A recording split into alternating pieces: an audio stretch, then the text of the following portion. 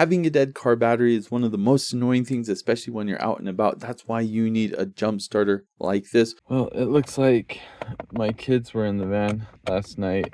They left the lights on. I wasn't able to open it. I think, yeah, the battery totally died. We got the AVAPOW here. Jump start over here, there, that there. Let me turn it on. It's on. It says it is ready, and it's clicking.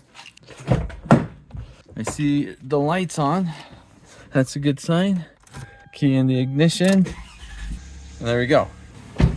It's ready. Still take that off. And done. So both of these jump starters are pretty similar. This is the AVAPOW. This is the WOLFBOX. Thank you to AVAPOW for sending me this jump starter. But I do want to compare these so you can see what you think would work best for you, and to hopefully demonstrate why I think everyone should have a jump starter in their car. As I already demonstrated, the reason to get these is you can put in jumper cables, you press a button, you hook it up to your battery, you start your car. Really easy to do. Even if your car battery is completely dead, you can use one of these to start up your car. Now, the added bonus of a jump starter like one of these is you can also charge other devices with it. They have batteries inside, so you can charge your smartphone, your tablet, even some laptop computers. And both of these come with lights as well. So if it's at night and you need some light, or if you're on the side of the road and you need a strobe so people know that you're there, you can use one of these lights. Let me give you a closer look at these side by side so you can see a bit more how these work and what's going to be best for you. Both of these come in cases. You can see the AVAPOW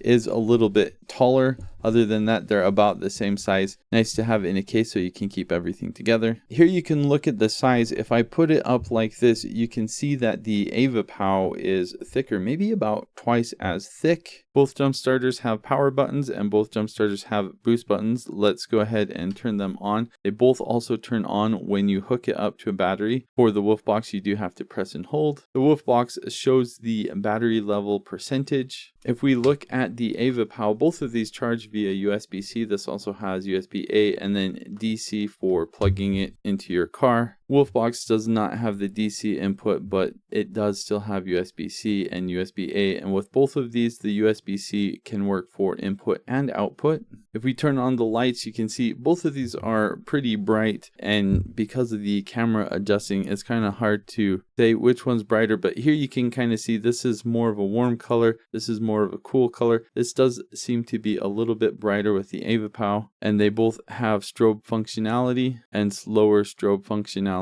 The AVAPOW does have kind of this carrying handle, so if you want to use this as a light, you can actually kind of hold it as a flashlight. With the WOLFBOX, you just kind of hold the whole thing, and it's pretty similar where you plug in the jumper cables. If you look at the back, they both list specs and error codes and how to use the jump starters. On the WOLFBOX, here are the specs, and here's a basic how-to guide and basic troubleshooting, and here are the specs on the AVAPOW as well as the warning codes. Both of these have boost buttons, so if your battery's completely dead, you can press the boost button to get some extra power. Let's have a closer look at some of the things you get.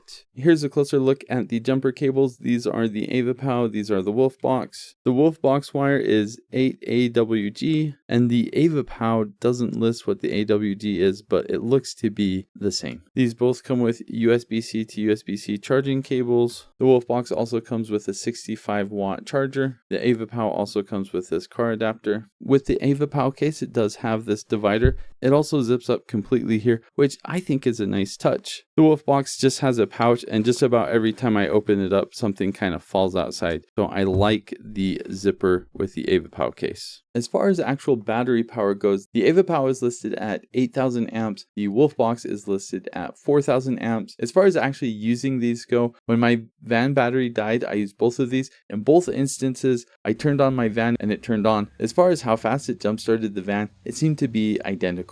Both of these do have a little light that comes on to indicate that it's ready to jump start the car. Because I have old vehicles and a lot of little kids who like to turn on lights in cars or leave car doors open, I have had to jump start my car and van more times than I can count. The nice thing about these is they come in a case. You can put it under your car seat. You can just always have it in your car. I would just recommend make sure that it's fully charged, and you'll probably want to charge it at least once a year just to make sure that it does have a charge. What what we do in my family is my boys use tablets a lot, so we use these to charge tablets. So we use jump starters quite a bit to charge tablets or phones, and then as soon as we're done, we plug them back into charge, make sure they're always fully charged. And then if you do have a dead car battery, I don't know of any easier way than a jump starter like this to get your car going again. You got to get yourself a jump starter if you don't already have one.